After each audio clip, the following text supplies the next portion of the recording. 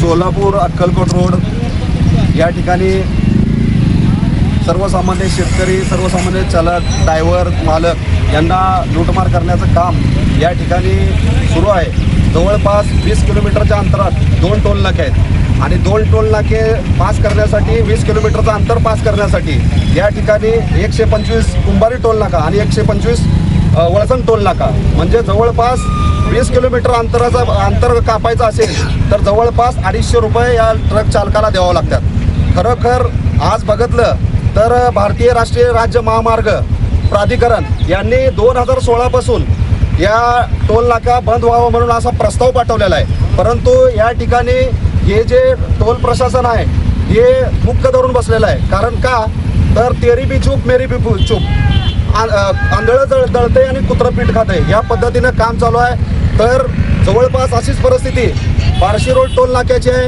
Degaon road toll नाक्याची आहे आणि Hodgi road toll नाक्याची आहे। तर आमची या माध्यमातून अशी मागणी आहे प्रशासनाला की जोपर्यंत हे तुमचा प्रस्ताव मान्य होत नाही किंवा तुमच्या जे काय तुमच्या भारतीय राज्य महामार्ग आणि राष्ट्रीय राज्य रस्ते विकास मंडळ हे तुमच्या आपसमधला कागदोपत्री व्यवहार किंवा प्रस्ताव मान्य होत नाही तोपर्यंत हे जे टोल नाका आहे तोपर्यंत बंद करा, किंवा तुमचा जर टोल नाका कायदेशीर असेल तर तुम्ही टोल नाका ह्यांचा बंद करा, जर ह्यांचा टोल नाका कायदेशीर असेल तर तुमचा टोल नाका बंद करा। कारण तुम्ही पैसे लोकांचे रस्त्याचे घेताय।